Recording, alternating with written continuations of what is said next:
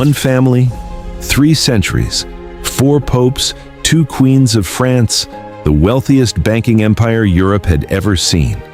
They didn't conquer with armies, they conquered with money.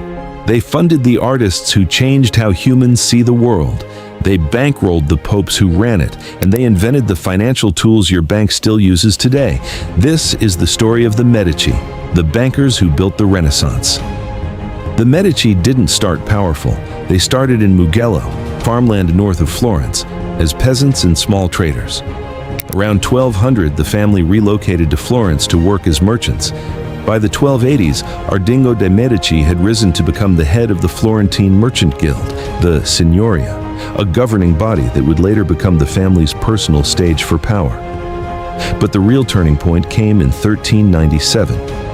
That year, Giovanni de' Medici moved his banking operation from Rome to Florence and founded the Medici Bank. He had learned the trade working under his uncle, Vieri de' Medici. What he built would reshape an entire continent.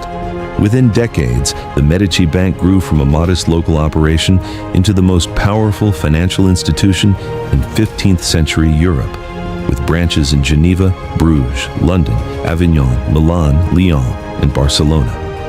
Giovanni didn't chase attention.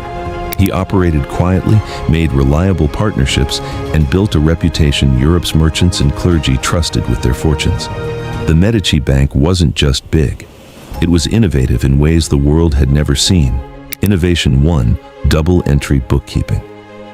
The Medici popularized a system where every transaction was recorded twice, once as a debit, once as a credit. Assets had to equal liabilities plus equity. This eliminated errors, built trust, and created a paper trail that made the bank function with precision. Every business on earth uses this method today. Innovation 2. The letter of credit. A merchant in London could deposit gold florins at a Medici branch and receive a letter. That letter could be redeemed for local currency at any Medici branch in Europe, typically 90 days later. The bank earned a 4% profit on the currency exchange spread, technically not interest, which the church considered a sin. The Medici found a way around God's banking rules. Innovation 3. The holding company. Each Medici branch operated as a separate partnership under one central controlling family structure. This was the first modern holding company, a model that still structures major corporations today. Within a few decades, the Medici Bank became the financial backbone of European trade, papal operations, and royal courts. They managed funds for the papacy, the English crown, and dozens of European monarchs. They weren't just bankers. They were the people those in power called when they needed money.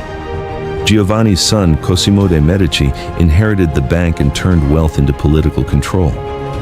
In 1434, Cosimo seized control of Florence's republican government, not through a coup, but through financial leverage, strategic alliances, and complete dominance of the city's economy. He became the unofficial ruler of Florence, a city that called itself a republic while bowing to one man. Cosimo understood that to hold power, you had to be seen as a patron, not a tyrant. So he commissioned architecture. He paid for the rebuilding of the Basilica of San Lorenzo. He funded Brunelleschi, the architect who solved the seemingly impossible engineering problem of the Florence Cathedral dome. Completed in 1436, still the largest masonry dome ever built. He also funded the early careers of Donatello and Masaccio, laying the artistic foundation that would define an era.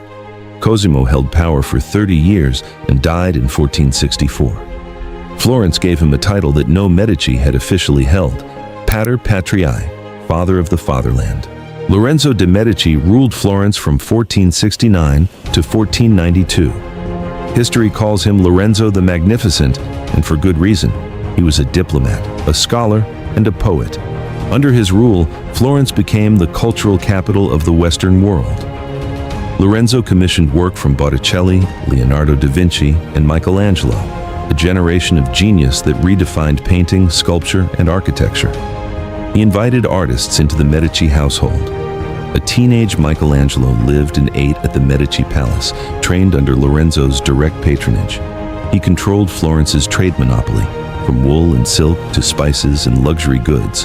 He He was also a skilled diplomat who kept the warring Italian city-states in balance through personal relationships and strategic marriages.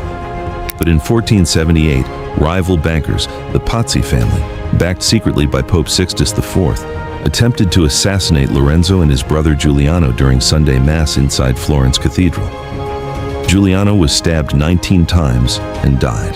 Lorenzo survived by locking himself in the sacristy.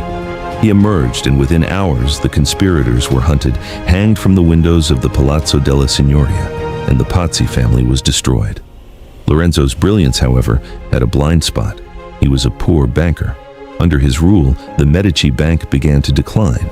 Bad loans, mismanaged branches, and his lavish spending drained the institution his grandfather had built.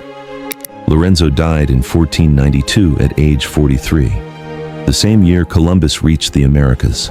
One chapter of history closing as another opened. Lorenzo's son Piero proved an incompetent ruler. In 1494, he surrendered key Florentine fortresses to the French king Charles VIII without a fight. Florence was outraged. The Medici were expelled. Their property was confiscated. The bank closed all its branches and collapsed. But the family did not disappear. Lorenzo's son Giovanni became Pope Leo X in 1513, the first of 4 Medici popes. He commissioned major works from Raphael and continued the family's tradition of using art as power projection. His cousin Giulio became Pope Clement VII in 1523. 2 more Medici followed to the papacy. The family returned to rule Florence and were eventually elevated to dukes, then Grand Dukes of Tuscany, official rulers, no longer just bankers pretending to be private citizens. Marie de' Medici became Queen of France in 1600, marrying King Henry IV. After his assassination, she ruled as regent for her son, the future Louis XIII, extending Medici influence deep into 17th century European politics. The Medici also supported Galileo Galilei, funding his scientific research and employing him as a tutor to Medici children. The family that helped start the Renaissance also helped launch the scientific revolution. The Uffizi Gallery, one of the most visited art museums on Earth, was originally the Medici administrative offices.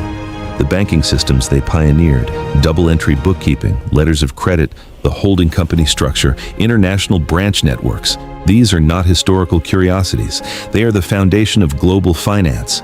From a farming family in Mugello to the rulers of Florence, the bankers of the Vatican, the parents of French queens, and the patrons of Michelangelo. The Medici didn't just fund the Renaissance, they built the world that followed it.